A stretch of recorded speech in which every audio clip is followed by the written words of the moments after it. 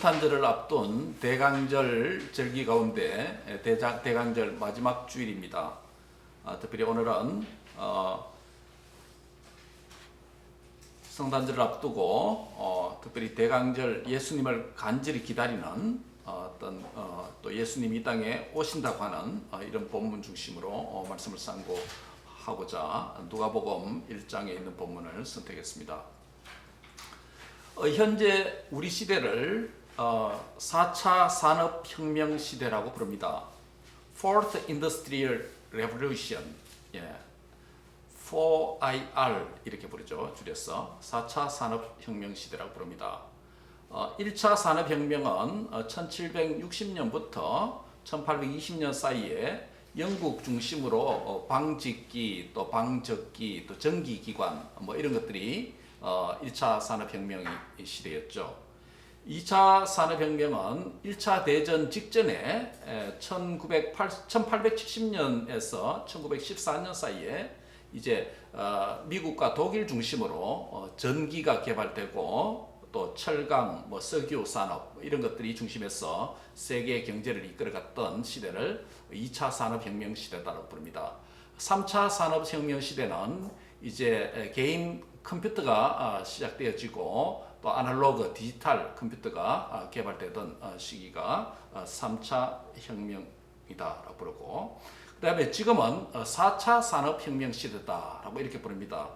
로봇 공학이 발달되고 또 AI, Artificial Intelligence라고 부르죠. AI, 인공지능 또는 나노 기술. 나노 기술이라는 것은 뭐냐면 10억 분의 1 미터, 아주 작은 그런 크기의 물질을 조작하는 기술을 나노 기술이다라고 부릅니다. 반도체나 이런 데 많이 사용되겠죠. 그 다음에 생명공학 이런 것들에 많이 사용됩니다. 요즘 3D 인쇄와 또 차량 운전자 없이 운행하는 자율주행 운행 이런 것들이 다 4차 산업시대에 해당되는 것들입니다. 그런데 이 4차 산업혁명 시대에 가장 뜨거운 핫한 단어가 있습니다. 그것이 무엇입니까? 메타버스라고 하는 용어입니다. 메타버스라는 용어입니다. 들어보신 분들도 있을 것입니다. 메타버스란 초월 또는 가상을 의미하는 메타라는 단어와 또 현실 세계를 의미하는 유니버스, 유니버스에 줄여서 현실과 함께 가상 세계가 연동되는 그런 세계를 가리키는 용어가 바로 메타버스라고 하는 용어입니다. 이게 오늘날 인터넷 게임이나 또 우리 여러분 한국 영화가 넷플릭스에서 베스트 1위 된 영화 뭡니까? 오징어 게임, 그죠? 이것도 가상과 현실과 막 이렇게 영상 안에서 펼쳐지죠. 그런 기술에 접목됩니다. 그런데 메타버스라고 하는 용어는 1992년도에 닐 스티븐슨의 소설 스노우 크래시라고 하는 이 소설에서 처음 등장한 단어였습니다. 그러나 그동안 일찍 이 용어가 사용되어졌지만은 과학기술 또 이런 것들이 덜 발달되어서 메타버스라고 하는 이 개념은 오랫동안 그냥 공상과학 영역에만 머물러 왔었습니다. 그러나 최근 들어와서 4차 산업혁명으로 메타버스 세계를 구현할 인터넷 네트워크 기술이 급속도로 발전하게 되고 또 컴퓨터 그래픽 기술이 아주 최첨단으로 발달하게 되고 그 다음에 인공지능의 기술이 더욱 발전하자 점차 현대의 중요한 핵심 산업으로서 자리매김을 하고 있는 것이 메타버스입니다. 그래서 메타버스에 대한 기대와 관심이 극도로 현대에 와서 높아지고 있습니다. 전문가들은 메타버스 산업의 시장이 앞으로 놀라지 마시기 바랍니다. 9,500조, 9,500조의 거대한 시장이 될 것이라고 내다보고 있습니다. 여러분께서 주식 투자하는 분들은 아마 이런 데 투자를 해야 될 것입니다. 여기에 지금 신종 코로나 팬데믹으로 비대면 사회가 일상화되면서 가상 세계에 대한 관심과 메타버스 기술 수요가 급속히 증가하고 있습니다. 그래서 지금부터 2달 전에 10월에는 전 세계에서 사용자 27억 명, 27억입니다. 27억 명을 기반으로 하고 있는 최대 소셜 미디어가 뭐죠? 페이스북 아닙니까? 그렇죠? 예, 페이스북입니다. 그 페이스북에조차도 회사 창립 17년 만에 이름을 바꾸었습니다. 페이스북에다가 지금 뭐냐면 컴퍼니 이름 뭐라고 바꿨냐면 2달 전에 메타라고 바꿔왔습니다. 여러분 알겠죠? 이 얼마나 지금 중요한 사람인지. 그래서 메타 CEO인 마크 저커버그는 메타버스는 인터넷의 다음 단계다라고 이렇게 말하면서 시간이 지날수록 우리 페이스북 회사가 메타버스 회사로 인식되기를 바란다라고 인터뷰를 했습니다. 요약을 하면 이것입니다. 메타버스는 가상세계, 초월세계, 가상세계와 현실세계가 어떻게 해요? 하나로 합쳐지는 세계입니다. 메타버스가 뭐라고요? 가상세계하고 우리 현실세계가 하나로 펼쳐지는 세계가 메타버스입니다. 즉 현실과 비현실이 공존하는 세계입니다. 여러분 인터넷도 사이버라는 공간이 있잖아요. 그렇죠? 사이버 공간 안에서 우리가 뭐 이메일도 주고받고 토킹도 하고 그죠? 공부도 하고 뭐 줌으로 통해서 예배를 드리기도 하지 않습니까? 그게 지금 사이버 공간 안에 있잖아요. 특정한 공간이 아니잖아요. 그렇죠? 사이버 공간입니다. 인터넷 공간입니다. 이 다음 단계가 메타버스 단계라는 거예요. 다음 세대가. 그러니까 어떻게 펼쳐질지 아직 응용 영역이 무한대입니다. 아직 개발이 다 안 됐기 때문에. 다시 말씀드리면 메타버스는 현실과 비현실이 공존하는 세계입니다. 이거 메타버스와 비슷한 한글 어문을 내는 제가 만든 단어입니다만 메시아 버드, 머사야 버드, 예수님의 출생, birthday, 성탄절. 메시아 버드는 천상세계와 지상세계가 합쳐지는 그런 절기가 성탄절이라고 할 수 있습니다. 이런 메시아가 예수님이 잉태된 사건이 무엇입니까? 천상의 하나님이 성령으로 지상의 사람인 마리아에게 들어와서 잉태된 것 아닙니까? 그렇죠? 메타버스가 뭐라 그랬죠? 초월세계, 가상세계와 현실세계가 접목돼서 만나는 세계가 메타버스라면 메시아 버스는 천상의 하나님이 사람의 몸을 입고 사람 안에 마리아 안에 잉태되어서 새로운 하나의 세계를 만든다는 거죠. 그게 성탄절 아닙니까? 메시아가 오신다는 것이 무엇입니까? 거룩하신 하나님이 사람의 몸을 입고 지상으로 오신 사건이 예수님의 출생 사건 아닙니까? 그래서 하나님의 나라가 지상에 있는 이 땅에 있는 내 안에까지 하나님 나라가 임하였습니다. 할렐루야. 이게 성탄절 아닙니까? 이런 점에서 예수님의 잉태 사건과 메시아의 오신 사건은 일종의 거룩한 메타버스라고 할 수 있습니다. 왜? 초월세계와 지상세계가 만났기 때문에. 또 다른 거대한 마지막 궁극적인 메타버스 사건이 남았습니다. 그것이 무엇입니까? 신랑 되신 그리스도께서 하늘로부터 다시 재림하실 때 지상에 사는 모든 믿음의 신부인 저와 여러분이 그리스도의 부활의 몸으로 혼연히 변화되어서 지상의 존재와 삶이 천상의 존재와 삶으로 영화롭게 변화되는 사건이 주님의 재림 사건 아니겠습니까? 그래서 대강절은 이 두 가지 의미를 함께 가지고 있습니다. 대강절은 바로 첫 번째 거룩한 메타버스 사건인 메시아의 초림 사건을 기억하고 감사하며 예배드리고, 두 번째 거룩한 메타버스 사건인 메시아의 재림 사건을 믿음으로 기대하고 소망 가운데 사랑으로 보내는 교회의 절기가 대강절이라고 할 수 있습니다. 오늘 이제 대강절 마지막 주일에 오늘 이 본문 중심으로 메시아의 출생은 메타버스인가? 라는 제목으로 하나님의 말씀을 상고하고 은혜를 받고자 합니다.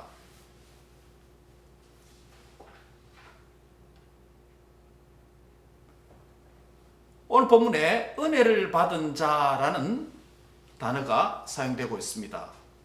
즉 은혜를 받았다고 하는 것은 바로 오늘 본문에서 어떤 은혜를 받았는가라는 질문을 해볼 수 있습니다. 여기서 은혜를 받았다는 것은 바로 천상의 하나님이 지상의 사람에게 잉태되어 들어오죠. 그래서 일종의 거룩한 메타버스 사건이라고 할 수 있습니다. 그럼 어떤 은혜를 받은 자인가? 오늘 세 가지로 생각하고자 합니다. 첫 번째는 나를 방문하신 하나님을 영접한 은혜를 받은 자다라는 점입니다. 한번 같이 하겠습니다. 나는 나를 방문하신 하나님을 영접한 은혜를 받은 자다. 예. 은혜라는 단어가 이게 무엇입니까? 교회에서 가장 많이 사용되는 단어가 은혜라는 단어일 겁니다. 그런데 가장 잘못 사용되는 경우들 가운데 하나도 은혜라는 단어가 될 수 있습니다. 왜냐하면 어떤 그리스도인은 하나님의 말씀이 아닌 세상의 이야기나 광고나 또 뭐 다른 것에 은혜를 받았다 이렇게 표현하는 사람들이 많습니다. 심지어 어떤 사람은 어떤 개그를 보고 은혜를 받았다라는 사람도 있습니다. 은혜에 대한 오용이고 남용입니다. 잘못 이해하는 거죠. 자기 마음에 좀 와닿고 또 뭡니까? 조금 감동이 되면 그게 은혜라고 생각합니다. 그런데 은혜라는 게 무슨 의미일까요? 히브리어에서 은혜라는 말은 불쌍히 여기다, 아랫 사람들에게 호의를 베풀다라는 이런 말에서 출발해서 결국 구약성경에서 은혜는 무슨 의미가 되냐면 하나님께서 자기 백성들에게 베풀어 주시는 사랑, 긍휼, 이것이 은혜다라고 구약성경을 가리킵니다. 그럼 신약성경에 들어오면 은혜라는 말은 무엇일까요? 헬라어 단어 은혜라는 단어가 뭐죠? 예, 우리 집사님 카리스 비즈 아시죠? 카리스라는 단어를 사용하는데 그 뜻이 뭐냐면 사람을 끄는 매력 또는 아름다움, 친절한 호의적 태도, 이것이 헬라 카리스에 대한 문자적 의미입니다. 그러면 신약 성경에서 이것이 어떤 의미로 사용되냐면 그리스도인들은 은혜라는 단어를 죄인을 향한 하나님의 구원을 표현하기 위해서 값없이 거저 주시는 구원의 선물을 은혜라, 카리스다라고 신약 성경이 사용합니다. 그러면 은혜는 한마디로 말하면 값없이 하나님께서 우리에게 베풀어 주시는 구원의 선물이다, 기회다라고 말할 수 있습니다. 그렇다면 오늘 본문에서 은혜가 어떻게 주어지고 있습니까? 먼저 오늘 본문에 하나님의 보내심을 받은 자가 등장합니다. 26절 보면 누가 등장하죠? 예, 하나님의 보내심을 받은 자는 여기서 가브리엘 천사입니다. 여기서 보내심을 받은 자라는 표현은 스스로 왔다라는 표현을 쓰지 않고 있고 누구에 의해서 보냄을 받았다라고 수동태를 사용하고 있습니다. 즉 보낸 자가 누구라는 것입니까? 예, 하나님에 의해서 보냈기 때문에 이 문법을 신적인 수동태다, divine passive다 라고 부릅니다. 가브리엘 천사는 스스로 온 것이 아니라 하나님에 의해서 보냄을 받았습니다. 스스로 방문한 자가 아니라는 것입니다. 그는 하나님을 대신해서 마리아를 지금 방문하고 있습니다. 그래서 하나님의 은혜의 말씀을 전달하는 자에 불과합니다.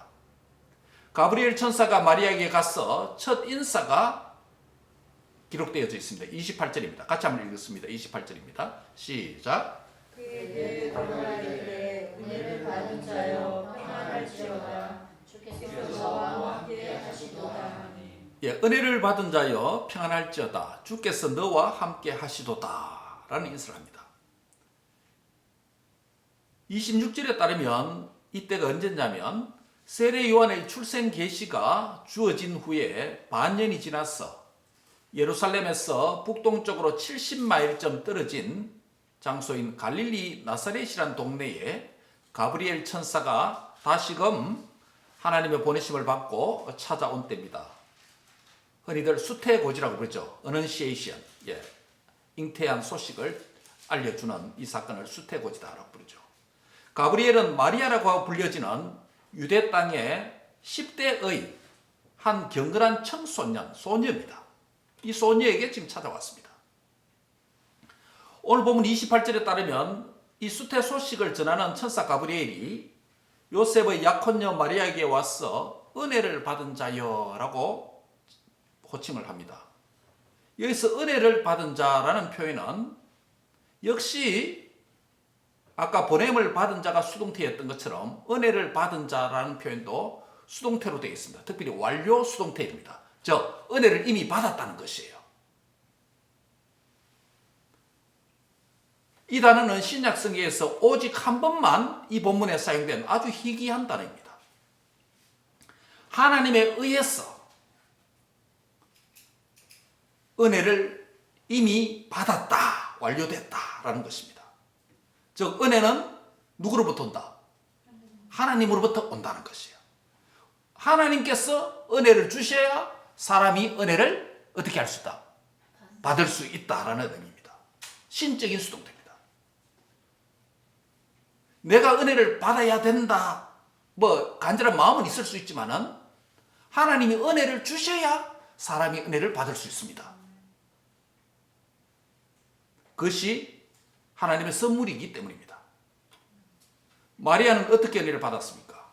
마리아는 하나님의 사자의 천사의 방문으로 그가 전해준 하나님의 말씀을 듣고 구주 예수님을 몸속에 잉태하는 은혜를 받았습니다. 즉 하나님의 방문을 받았어. 천사를 통한 하나님의 방문을 받았어. 그가 전하는 하나님의 말씀을 듣고 예수님을 잉태한 것 때문에, 예수님을 그의 몸 안에 모신 것 때문에 마리아가 은혜를 받은 자, 이미 은혜를 받았다라고 불려지고 있습니다. 그런데 이 본문에 대한 로마 카톨릭은 이렇게 해석합니다. 이 본문 해석할 때 은혜를 받은 수동태로 해석하지 않고 은혜가 충만했다라고 능동태로 해석합니다. 더 나아가서 마리아가 은혜가 충만했기 때문에 다른 사람에게 은혜를 수여할 수 있는, 은혜를 줄 수 있는 역할까지도 한다라고 그렇게 확대 해석합니다. 그래서 마리아의 영원 동정녀설, 마리아 중보설, 이런 교리들이, 엉터리 교리들이 나오는 것입니다. 그러나 오늘 본문에 분명히 보면 마리아는 하나님으로부터 무엇을 받았다? 은혜를 받은 자입니다. 수동태입니다. 하나님이 은혜를 주셨기 때문에 그녀가 은혜를 받은 것입니다. 다른 사람에게 은혜를 베푸는 자가 결코 아닙니다. 우리도, 목사도 특별히 이런 표현을 씁니다. 오늘 설교를 통해서 은혜를 준다라는 게 아니고 은혜는 하나님 주시니까 우리는 도구로 사용되어서 은혜를 뭐예요? 끼친다라는 이런 용어를 씁니다. 은혜를 주는 분이 누구라고요? 하나님입니다. 부흥 강사가 은혜를 주는 게 아니에요. 목사가 은혜를 주는 게 아닙니다. 은혜 받은 성인이 은혜를 주는 게 아닙니다. 은혜는 하나님이 주셔야 받습니다. 신적인 수동태입니다. 하나님이 주시고 사람은 도구에 불과합니다. 은혜를 끼치는 도구에 불과합니다. 어떤 위대한 영성을 가진 성인도 은혜를 주는 사람은 없습니다. 아무도 없습니다. 천사도 은혜를 줄 수가 없습니다. 천사도 아까 누구의 보냄을 받았죠? 하나님의 보냄을 받은 자다라고 사용될 뿐입니다. 천사도 온 것이 수동태입니다. 하나님이 주체입니다. 은혜를 받는 주체도, 주게 하는 주체도 하나님이 주셔야 받습니다. 은혜를 베푸시는 분은 천사도 아니고 경건한 사람도 아니고 오직 은혜를 베푸신 이는 삼위 하나님밖에 없는 줄 믿습니다. 은혜의 유일한 수여자, 주는 자는 오직 삼위 하나님밖에 없습니다. 이 신앙이 철두철미하게 정리되어야 됩니다. 그래서 엉터리 다른 것에 은혜 받았다는 소리가 안 나와야 되는 것입니다. 은혜의 단어를 아까 정의를 드렸죠. 본문 30절에도 보면 마리아가 무서워하고 있을 때 가브리엘 천사가 뭐라고 말합니까? 내가 하나님께 은혜를 뭐했다? 입었다. 하나님께 은혜를 입었다는 거예요. 하나님께서 은혜를 주셨기 때문에 마리아는 은혜를 발견했을 뿐이에요. 은혜를 입은 거예요. 천사가 은혜를 주는 게 아니에요. 사람이 은혜를 주는 게 아니에요. 이 은혜를 받았다고 해서 자기가 또 다른 사람에게 은혜를 주는 마리아를 신격화하는 것은 잘못된 교림이죠.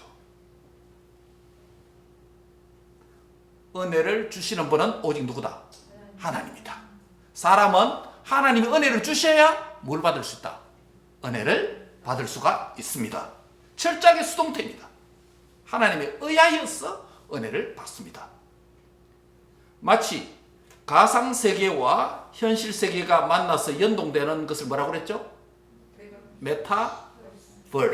메타버스 세계처럼 천상의 하나님이 지상의 사람 안으로, 마리아 안으로 들어와서 메시아가 birth, 탄생, 잉태되는 것이 바로 이와 같다는 것이에요.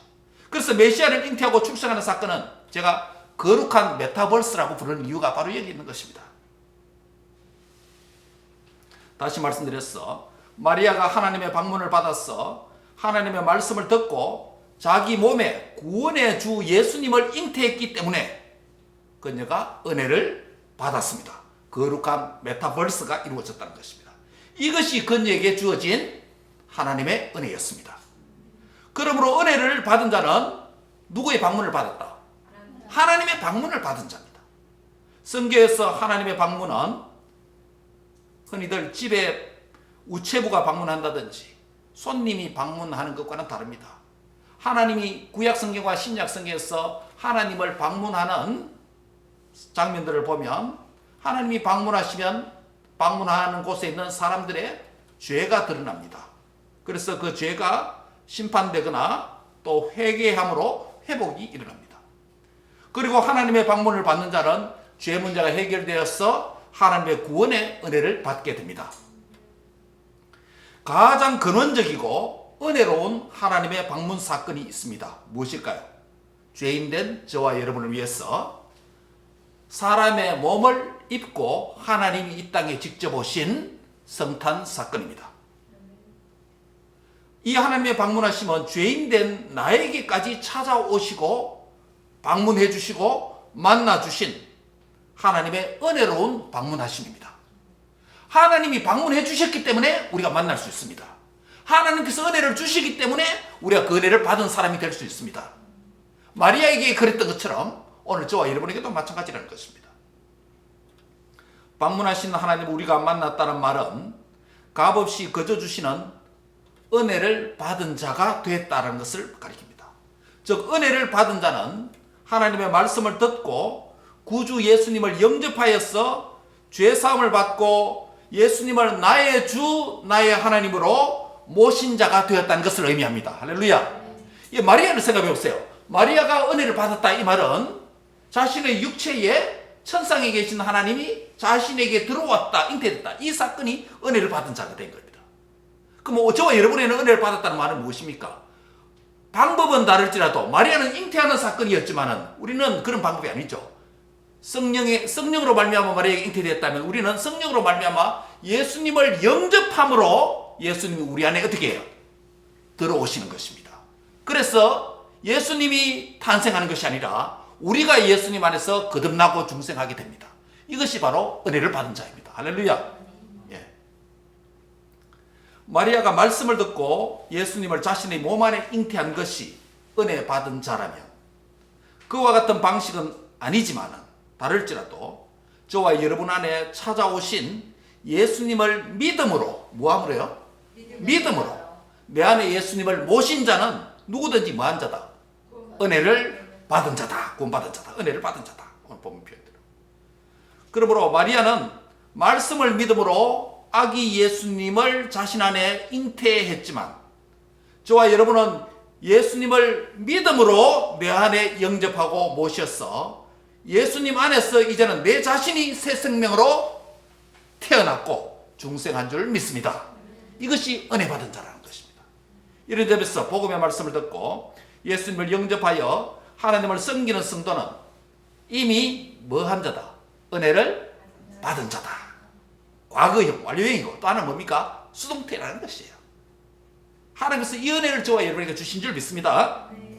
그러므로 예수님의 영접은 예수님을 영접한다는 것은 내가 선택하는 행위 같지만 하나님께서 방문해 주셨고 성령님에 의한 역사로 인해서 내 안에 하나님이 들어오게 되는 하나님의 선물인 줄 믿습니다. 여러분은 예수님을 영접한 은혜를 받은 자입니까? 아멘. 한 번 더 묻습니다. 여러분은 예수님을 내 안에 믿음으로 성령님의 역사를 통해서 영접하고 모신 자입니까? 아멘. 다 같이 고백하겠습니다. 나는 은혜를 받은 자입니다. 나는 은혜를 받은 자입니다. 여러분 옆 사람에게 당당하게 하세요. 나는 은혜를 받은 사람입니다. 나는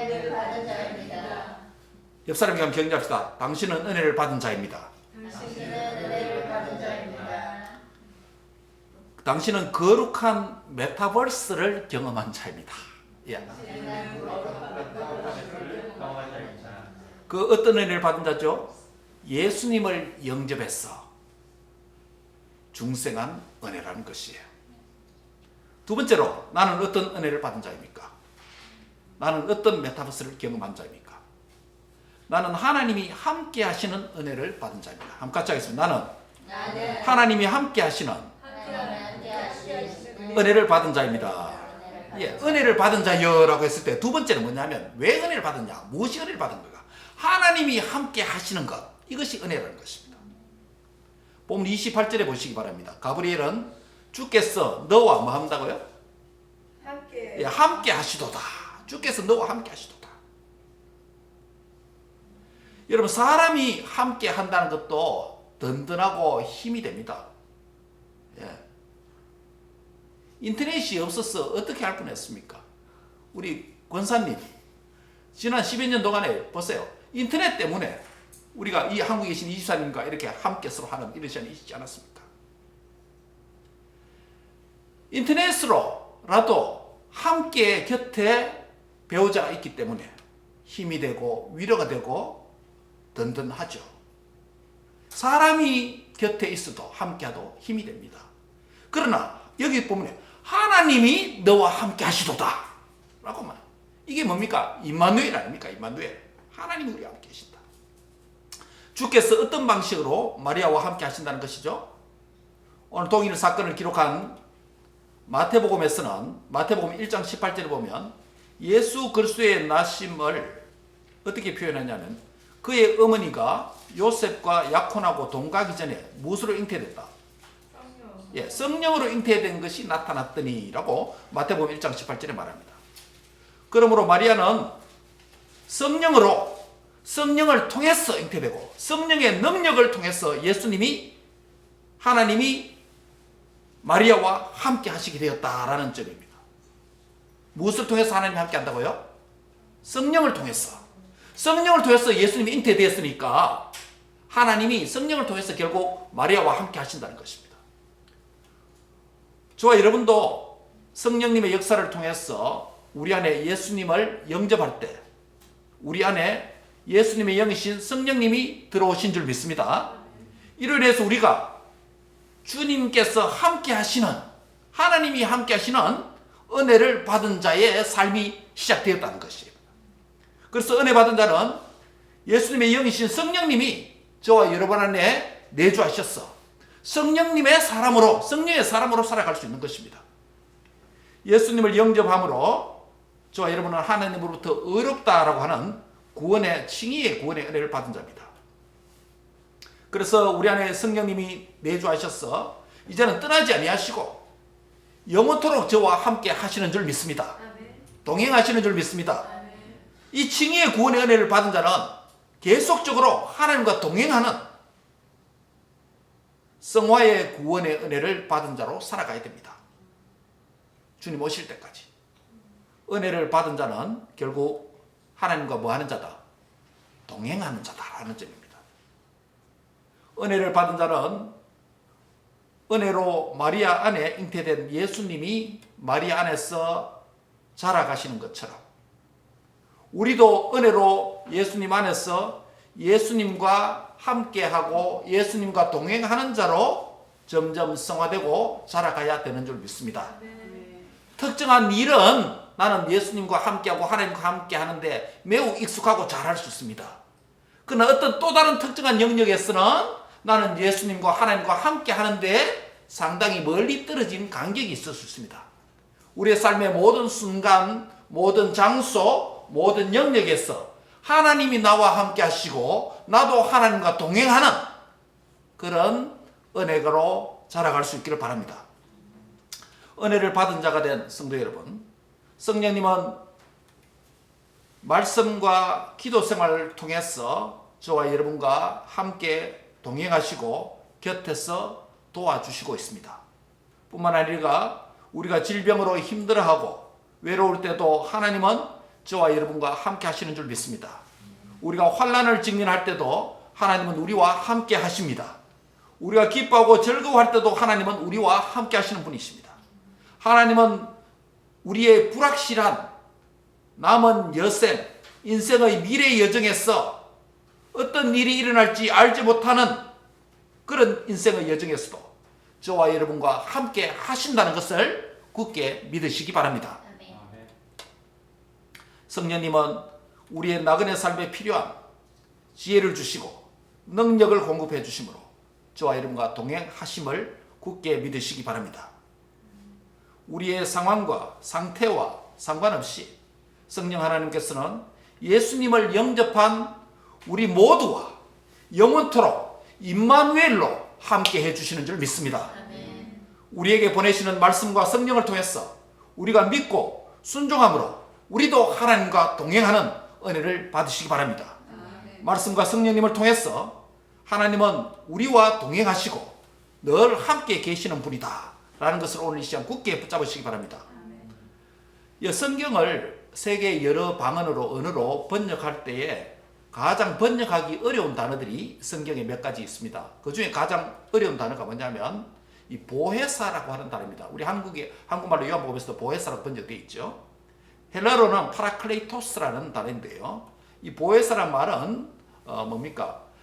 너무 뜻이 풍부해서 번역을 제대로 하기가 힘듭니다. 그래서 뭐 권고한다, 상담한다, 돕는다, 한국말로는 그렇게 번역을 했고 그런 존재를 보혜사라는 어려운 단어를 사용했습니다. 그런데 필리핀 남부의 쫄로아노 모로족에서 이 보혜사라는 파라클레이토스 단어를 번역할 때 어떻게 번역해놨냐면 계속하여 옆에 서서 같이 가시는 분이다. 예, 보혜사를 그렇게 번역해놨습니다. 계속하여 한 번만 동의하는 게 아니고 어떻게 해요? 계속적으로 어디 서서? 옆에 서서 같이 가시는 분. 그것을 파라클레이토스 보혜사를 그렇게 번역해놨습니다. 그러면 성령님께서 믿는 저와 여러분이 계속해서 우리 곁에 서서 같이 가시는 분으로 동행해 주시는 분인 줄 믿습니다. 중앙 멕시코의 오토미 인디안 그리스도인들은 이 보혜사 단어를 어떻게 번역해놨냐면 우리 영혼에 따스함을 주는 분이다 라고 번역했습니다. 여러분 우리 육체도 있지만 사실 영혼의 문제가 더 중요하지 않습니까? 육체도 뭡니까? 감기 걸리면 콜록콜록거리고 작은 바이러스도 지금 맥을 못 추가지고 지금 팬데믹이 지금 우리가 이 시국을 겪고 있지 않습니까? 육체도 그렇게 중요하다면 우리의 영혼의 문제는 얼마나 중대하겠습니까? 영혼의 바이러스가 뭡니까? 영혼의 바이러스가 뭐죠? 죄 아닙니까? 죄와 죽음 아닙니까? 예. 육체의 바이러스는 이렇게 신경을 쓰고 조심합니다. 요즘 얼마나 손을 많이 씻는지 몰라요. 예. 영혼의 바이러스인 죄와 사망과 사탄의 권세를 경계하고 깨어서 이기는 자가 되시기 바랍니다. 그런데 이 영혼의 따스함을 주시는 분이 성령님 보혜사라는 거예요. 우리 영혼의 평안함과 따뜻함을 주시는 성령님이 있을 때 우리가 하나님과 동행할 수 있는 줄 믿습니다. 예, 우리 영혼을 위로해 주실 때 우리가 하나님을 동행하는데 어려움이 없습니다. 그 다음에 또 하나 더 소개하려고 합니다. 아이보리 코스트에 사는 파울리족은 거기 사는 그리스도인들은 보혜사를 어떻게 번역하면 생각을 꽉 동여매는 분이다. 생각을 꽉 동여매는 분이다. 여러분 세상에 우리가 걱정, 근심거리가 얼마나 많습니까? 우리의 마음과 생각이 하루에도 수십 번 결단하고 결정한 일들이 바뀌고 흔들리지 않습니까? 그만큼 우리가 연약하지 않습니까? 그런데 우리가 하나님과 동행한다는 불가능한 존재입니다. 그런데 보혜사가 어떻게 번역되냐면 바울리족은 생각을 꽉 동여매는 분이다. 묶어주는 분이다. 하나님께서 저와 여러분의 생각을 꽉 동여서 묶어주실 때 하나님으로부터 떨어지지 않고 하나님과 동행할 수 있는 줄 믿습니다. 사랑하는 성도 여러분, 하나님이 동행하는 은혜를, 하나님이 함께 하시는 은혜를 받은 자인 줄 믿습니까? 이것이 은혜를 받은 자입니다. 다 함께 고백합시다. 하나님은 나와 함께 하십니다. 옆 사람에 격려합시다. 하나님은 당신과 함께 하십니다. 우리 권사님 옆에 남편 보고 해야죠. 합니다. 하나님께서 당신과 함께 하십니다. 당신과 함께 하십니다. 아멘. 예. 이게 은혜를 받은 자라는 두 번째입니다. 마지막 세 번째로 은혜를 받은 자다라고 했을 때 그것은 무엇을 의미할까요? 나는 어떤 메타버스를 경험했습니까? 나는 하나님을 기뻐하는 은혜를 받은 자다. 한번 가지겠습니다. 나는 하나님을 기뻐하는 은혜를 받은 자입니다. 예, 마지막 세 번째는 뭐냐면 은혜를 받은 자는 본문에 보면 뭐 할지어다, 평안할지어다 라고 이렇게 해석했습니다. 그렇죠? 그런데 여기서 평안할지어다라는 이 단어, 헬라 단어는 원래는 평안하다라는 의미가 아니에요. 헬라 원어는 뭐냐면 기뻐하라라는 의미예요. 마리아는 하나님으로부터 은혜를 받은 자가 되었죠. 수동태입니다. 그렇죠? 하나님 은혜를 주셨어? 은혜를 받았습니다. 은혜를 받았기 때문에 뭐 하라? 기뻐하라 라는 명령을 줍니다. 하나님의 방문을 받았고 하나님과 동행하는 은혜를 받은 자가 되었습니다. 이런 은혜를 하나님으로부터 받았으니 뭐하라? 기뻐하라는 것이에요. 예. 은혜를 받은 자는 기뻐해야 되는 줄 믿습니다. 은혜를 주시는 분은 하나님이십니다. 어떻게 주십니까? 하나님이 보내오시고 말씀을 보내시고 그 다음에 하나님에 의해서 뭡니까? 그분을 영접하게 되고 그러니까 우리가 은혜를 받은 자입니다. 은혜를 받은 자는 하나님이 은혜를 주셨기 때문에 우리가 은혜를 받았고 은혜를 받았다면 뭐하라? 우리는 기뻐하라 하는 것입니다. 이것이 하나님께서 주시는 기쁨입니다. 이와 같이 은혜 받은 행위와 기뻐하는 행위는 서로 연관되어 있습니다. 은혜는 하나님이 주십니다. 기쁨은 은혜 받은 자가 누리는 복입니다. 이런 기쁨은 내가 땅에서 누릴지라도 하늘에서 하나님께서 주시는 기쁨인 줄 믿습니다. 왜냐하면 은혜를 받아야 기뻐할 수 있고 은혜를 받은 자는 기뻐하게 되어 있습니다. 하나님의 은혜로 누리는 기쁨은 땅의 기쁨이 아니라 하늘에서 주님이 내려주시는 기쁨인 줄 믿습니다. 하늘의 기쁨이 땅에 있는 나에게 충만하게 되는 은혜가 있기를 바랍니다. 이런 점에서 하나님을 기뻐하는 은혜를 받은 자는 거룩한 메타버스를 경험한 자라고 할 수 있습니다. 여러분 기쁨이 사라졌습니까? 몸의 통증 때문에 기쁨이 사라집니까? 스트레스 때문에 기쁨이 약화되고 있습니까? 인생이 당하는 시련과 고난 때문에 기쁨이 사라지고 있습니까? 그렇다면 은혜를 더 받아야 되는 줄 믿습니다. 은혜를 받아야 기쁨이 옵니다. 당시 이스라엘은 바벨론 포로 생활의 역사를 경험했고 현재는 지금 이 본문이 기록될 현재는 로마의 식민지로 있었습니다. 그런 상황에서 오실 예수님에 대한 소식을 듣는 자는 이방 나라의 압제로부터 구원받을 것을 의미했기 때문에 기뻐할 수밖에 없었습니다. 그러나 이것은 어디까지나 정치적인 메시아관을 가진 사람들입니다. 그러나 더 본질적인 이유는 죄로부터 구원해 주실 메시아가 오실 것이기 때문에 메시아가 이미 오셨기 때문에 메시아가 이미 잉태되었기 때문에 이 은혜를 마리아가 이미 받았기 때문에 저와 여러분도 죄인된 모두가 죄로부터 해방시켜 주시기 위해서 구원해 주기 위해서 오신 그 예수님 때문에 기뻐해야 되는 줄 믿습니다. 바로 그 기쁨의 이유가 구주 메시아가 오셨다라고 하는 이 소식 때문입니다. 구원의 기쁜 소식, 그 복음의 은혜입니다. 그리고 이 복음의 말씀을 통해서 예수님을 만나는 것이 은혜입니다. 복된 기쁜 소식이 은혜를 받게 하고 또한 기쁨을 누리게 되는 줄 믿습니다. 본문 30절에 보면 마리아여 무서워하지 말라. 뭐 하지 말라? 예, 무서워하지 말라. 네가 하나님의 뭐를 입었다? 예, 은혜를 입었다는 것이야. 은혜를 받은 자는 모든 종류의 두려움과 걱정과 무서움과 어두운 감정으로부터 자유하고 해방되는 줄 믿습니다. 요한복음 14장 27절에 보면 평안을 너희에게 끼치노니 곧 나의 평안을 너희에게 주노라. 내가 너희에게 주는 것은 세상이 주는 것과 맞지 않다. 같지 아니하다. 너희는 마음에 뭐하지 말라. 근심하지도 말고 두려워하지도 말라. 예, 하늘로부터 주시는 하나님의 평강이 땅에서 만들어지는 일시적인 평안하고는 다르다. 오늘 본문에서 기쁨을 사용했지만 평안과 다르지 않습니다. 우리 주 예수님은 어떤 상황과 형편에서도 저와 여러분에게 참된 기쁨과 평안을 주시는 주님이라는 것을 믿습니다.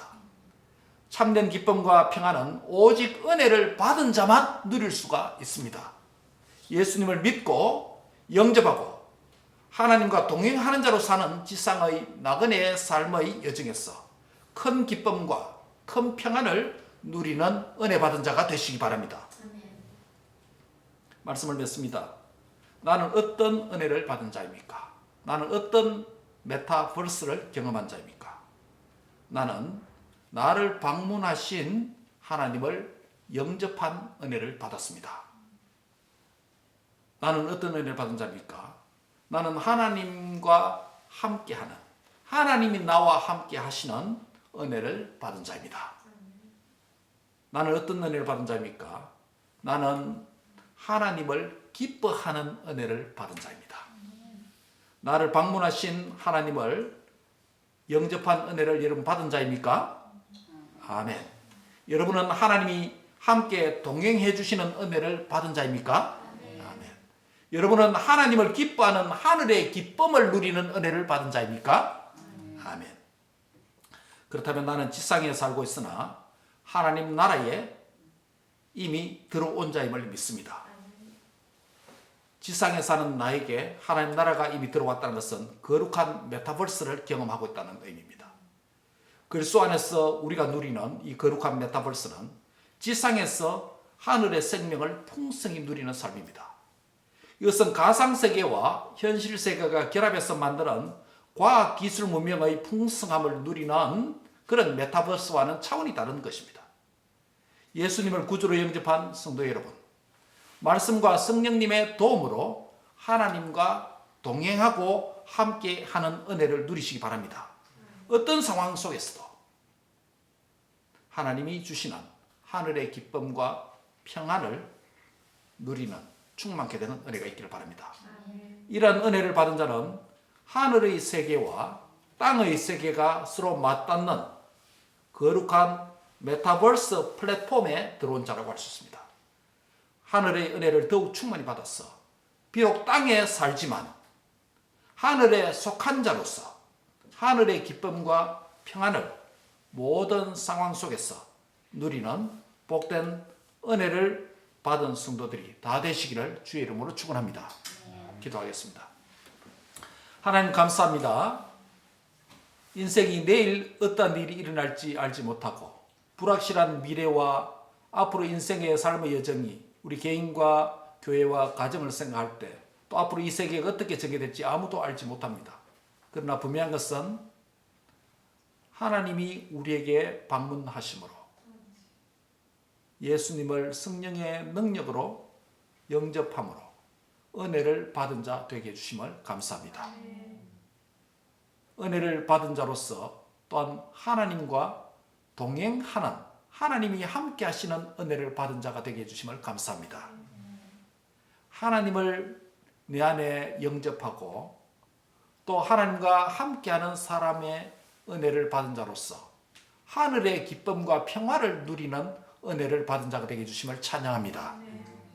이런 은혜가 내 안에, 우리 가족들 안에, 우리의 자녀들 가운데, 우리 교회 안에 충만케 해 주옵소서. 감사하고 예수님의 이름으로 기도하옵나이다. 아멘.